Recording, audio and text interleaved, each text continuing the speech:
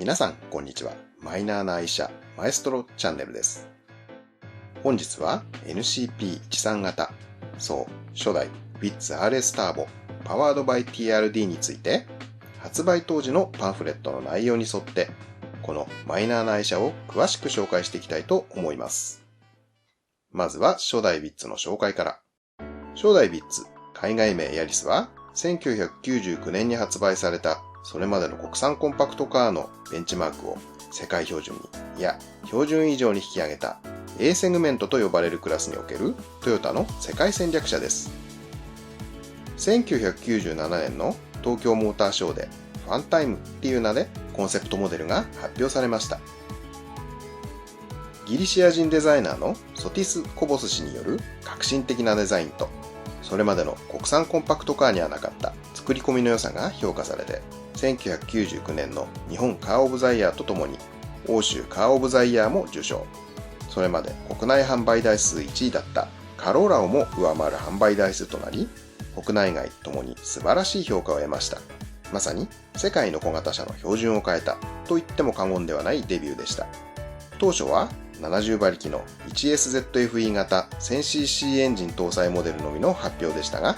その後エンジンバリエーションが徐々に追加され、2000年に日本国内で、次いで2001年に欧州で 1NZFE 型 1500cc エンジン搭載の RS モデルが発売されました。欧州版では T スポーツと呼ばれるこのモデルは、トヨタの命名法則では実用エンジンに属する FE 型の名称ながら、109馬力を発生させる4気筒ツインカム16バルブエンジンと4輪ディスクブレー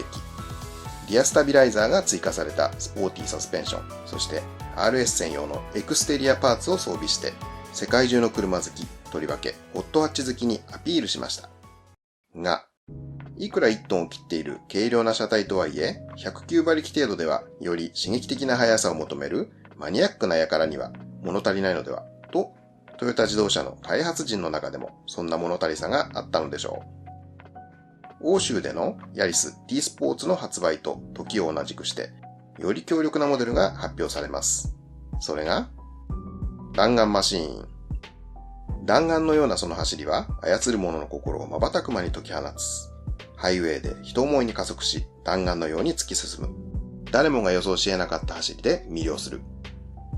当時のパンフレットにはこんな過激な言葉が並んでいます。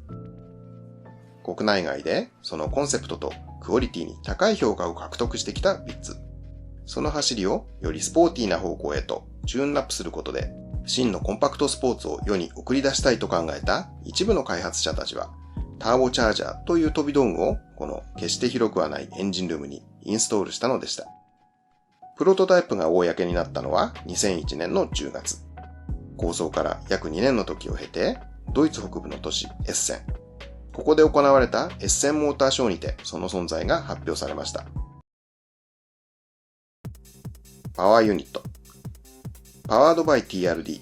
その名が示す通り、エンジンの開発にはトヨタのレース部門であるトヨタレーシングデベロップメント、通称 TRD が担当しました。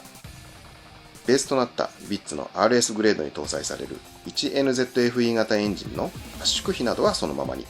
エンジン本体の内容変更は受けずにそのまま流用され、ターボチャージャーの追加などでベース車両の109馬力から150馬力へと実に40馬力以上ものパワーアップを果たしました。最大トルクに関しては 5.6kgm の向上です。これは余談なんですが、ベースとなった経済型の NA エンジンである 1NZFE にはターボチャージャー搭載にあたってエンジン内部の強化は何も行われていないので、このあたりの出力が実用上絞り出せる限界なんでしょうね。でもですね、ベースエンジンそのままということは通常の NA エンジン並みの 10.5 の圧縮比を持っているので、ターボブーストが立ち上がらない回転領域でのトルクやアクセルレスポンスが NA エンジン同等というメリットも残されています。加えてターボチャージャー本体はボールベアリング軸受けを採用した IHI 製の RHF4 シリーズ。レスポンス重視のハウジングが結構ちっちゃなタイプなので、ブーストの立ち上がりは結構鋭いです。高圧縮なエンジンに低めのブーストだとこのサイズで十分なんですかね。ドライバビリティ。パワーアップしたエンジンにはそれ相応のパフォーマンスを持った足回りが必要。ということで、アウトバーンやヨーロッパの各サーキットにおいて、プロドライバーによる足回りの開発が行われ、サスペンションのバネレートやアブソーバの減衰力を気持ちよく走れることをテーマに、一般道でもギリギリ不満の出ないレベルまで強化し、スポーツドライビングを安全に、そして十分に楽しめる安定感が、この Vitz RS ターボには与えられました。圧倒的なパワーを手に入れるために。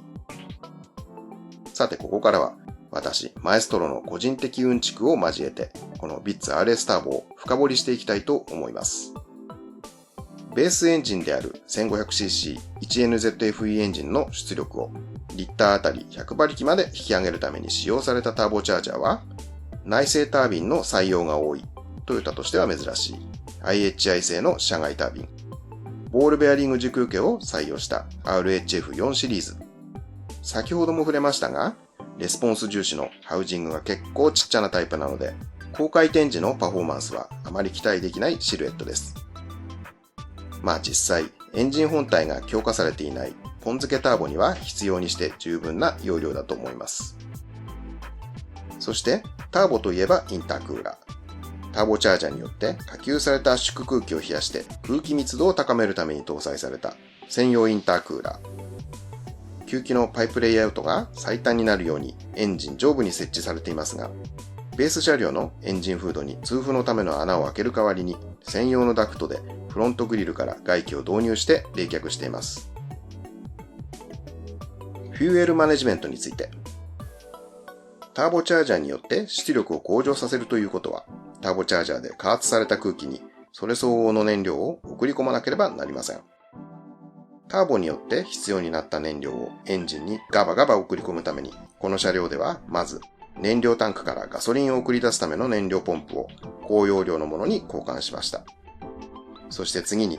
燃料を噴射するためのインジェクター。これも高流量のものに交換され吐き出し量をアップ。そして TRD によって開発された専用の ECU がエンジンとドライバーが求めている最高のパフォーマンスを各種センサーの数値から導き出した点火時期や燃料噴射量で答えていくってわけです。